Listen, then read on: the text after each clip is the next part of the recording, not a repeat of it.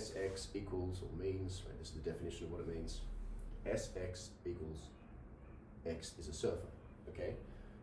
I've replaced the x with the D for Dan to make the singular sentence, Dan is a surfer, okay? So that's my translation of the conclusion, all right? So now I'm gonna sort of, all right, I've given you a taste of what so this is chapter 10, introducing you to it. The main things taught in chapter 10 are propositional functions, singular sentence, name, individual constant, these definitions. Individual constant is D, right? Individual variable is the X in AX. Chapter 11 introduces you to simple quantified statements. Everything is Australian, there exists in Australian. Chapter 12 introduces you to categorical sentences like this, as a substitution instance of all, as the translation of all Australians are surfers becomes this. Chapter 13 introduces you to categoricals, or teaches you how to translate categoricals with more complex subjects and predicates. It's kind of the hardest unit there is. Chapter 14 introduces you to quantify form, which I won't say anything about now. And chapter 15 teaches you how to perform proofs in quantifier logic, predicate logic. Okay, so the proofs involve, so I'm now going to do the proof, right? I'm now going to show you how we prove this conclusion given these premises, right? These are the formulas, which are the translations of my premises, translation of my conclusion, right? How do we prove this from that? We couldn't do that in syntential logic. In syntential logic, the best we could do was A and D, therefore S. Form P, Q, and R. We don't have the validity expressed there. How do we have the validity formally expressed in our new logic, our predicate logic? Well, look, okay, so to grasp this, we'll need to know the rules governing, so there's 4 new rules. All the old rules apply, as I say, so all those rules in the inside cover of your Klenk textbook, top half, rules of inference, bottom half, rules of replacement, conditional proof, indirect proof, they still all hold, you still will be using them. Their use will be 90% the same, basically the same, just tweaked a little because you're using different elements to make the inferences. And you'll see, I'm going to do a modus potens here, and you'll see how its use is slightly different, but basically the same, not much difference. But there is 4 new rules, and what these rules are rules that govern the use of quantifiers in general. Okay, so there are 4 rules, 2 instantiation rules, their names are universal instantiation and existential instantiation, and they govern how you go from quantified formulas, like 1, to singular sentences, right? They govern how you get rid of quantifiers.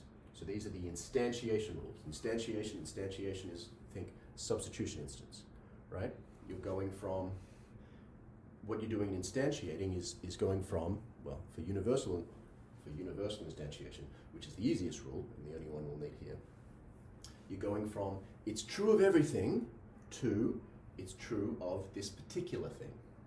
In this case, it's going to be Dan, all right? Now, this is the easiest rule because it's clearly always valid, right? If you are given as true that a propositional function is true of everything, that's what this says, for every x in the universe, if that x is Australian, then that x is a surfer. If that's true, if you're given that, then clearly it's true of every single individual. That's what universal quantification is. I'm saying this propositional function is true of all of the things. So you are entitled to infer, you are truth preserving if you infer that it's true of this particular individual right here. Right, so that's what we do. This is the most easy rule, universal instantiation. So what is this instantiation? How do you do it? You delete the quantifier. This is in general what you do for instantiation.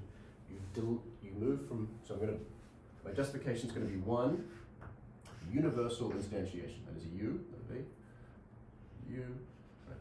UI is the rule of universal instantiation, which you're introduced to in Unit 15, right? How do you instantiate? You delete the quantifier and you replace every instance of the corresponding variable with the individual constant, right? The constant to whom you are instantiating, right? So I have the universal statement, all Australians are surfers, for all, reading the logical form of it, or the analysis of it, all Australians are surfers becomes, for all X, if X is Australian, then X is a surfer, right? I'm instantiating that to Dan. That's true of everything. I'm allowed to say it's true of the individual Dan. So what does that become? Delete the quantifier.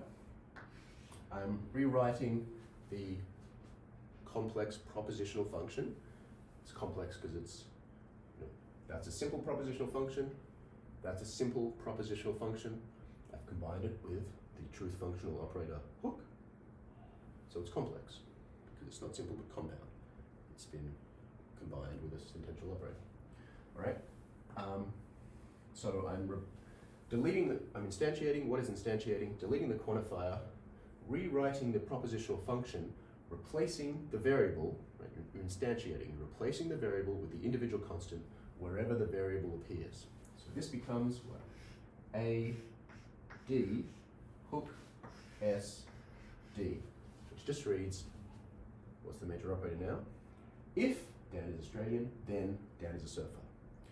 One point, which you'll hear me say hundreds of times more, and I've always encouraged you, been stressing that you have to ask yourself of every formula, what is the form of this thing, right? Same as the question, what is this thing? It is a conditional, therefore it is not a negation. Or if it is a negation, it's not a conditional, right? Form is one or the other, and you're always, that's the most important thing about it, tells you what rules you're going to be using and so on. Very important that you start thinking of form such that you recognize that this is a conditional, this very much is not a conditional. This is in quantifier form, which as I said, that's the topic of Unit 14, has its own unit because it's important. Right, this is a universal statement. That is speaking to the form of the statement. I'm telling you what it is. I'm saying it's a universal statement, and therefore not a conditional. This is not a conditional. That's important because it means if you look at this, you cannot think about doing modus ponens or modus tollens on this. No, no, no. Since it is a quantifier statement, right? Big lesson in Unit 14 is, what is a quantifier statement? A quantifier statement is a statement that one begins with a quantifier and two, the scope of the initial quantifier goes all the way to the end of the formula, right? So since this open bracket here, close bracket here, the quantifier governs this whole formula, the whole thing. So that is a quantifier statement.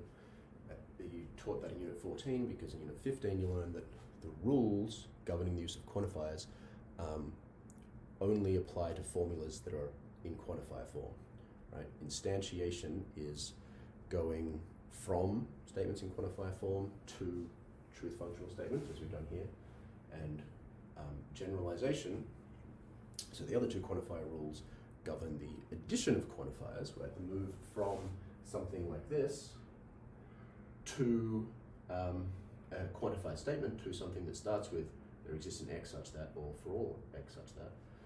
These are called generalization rules, right? You're going, for example, universal generalization, and it's good if your thought goes, wait, we're allowed to do that? Many restrictions will apply. This would be the very hard rule, universal generalization. It's going from something like Dan is Australian, therefore Dan is a surfer, to for every X, if X is Australian, then X is a surfer, right? Really, you're allowed to infer from an individual to a universal statement only under very certain conditions, which is why universal generalization is very hard. But universal instantiation, the one you've seen here, it's pretty clearly always valid. No restrictions are going to apply. Restrictions are going to be these flagging rules, which we'll be introduced to in Unit 15. All right? But now that you've seen that you can, right, from one universal instantiation, I am entitled to infer, right, given for all X, if X is Australian, then X is a surfer. Therefore, it's true that if Dan is Australian, Dan is a surfer. Now look what you have, right? So given all these new elements, given this new analysis that quantify logic, predicate logic uses, right? See how it makes available a formal capturing, a formal comprehension or grasp of the validity of this argument we started with, the validity of which we all recognized intuitively, right? Because what is available now? I've got AD, right, Dan Australian, and I've got if AD, then SD. Oh, looks like modus ponens. Exactly what it is, right?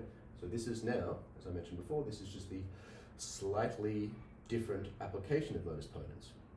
It's still, this is what's the same about the use of modus ponens from what you've seen. This is a conditional. This major operator is a conditional. This is not a conditional. This is a universal statement. Right? It's a quantifier statement and therefore not a conditional. And we'll be stressing, got to appreciate that the form is one or the other.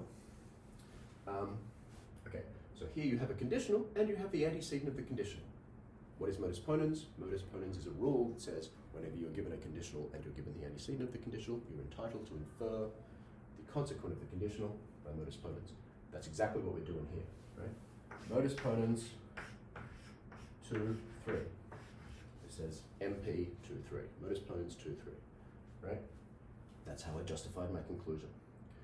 What's new about the rule is just you're applying it to different elements, right? Instead of A hook S or something, right? Instead of it being capital letters, you've got different kinds of formulas, right? Different sentences. Now we're making one of our kind of sentences is singular sentences, which is now a combination of a propositional function and an individual constant. Right? Singular sentences like Dan is Australian, substitution instance of the propositional function, X is Australian. But that's an element, that's a formula. It is complete of itself. Here it features as just a formula of itself. It's fine, it's something capable of being true. It is capable of being true or false. We wouldn't want this to be AX, we wouldn't want an AX to appear here, because then we'd have something which is not true or false, not complete in itself, amongst our formulas, that would be bad. But here we have, right, the propositional, the singular sentence AD, we've got, so the only thing new about the inference is the elements on either side, right? It's not too hard, doesn't take too much getting used to, and that's it, all right? So that's how we formally capture the validity of this argument that we got.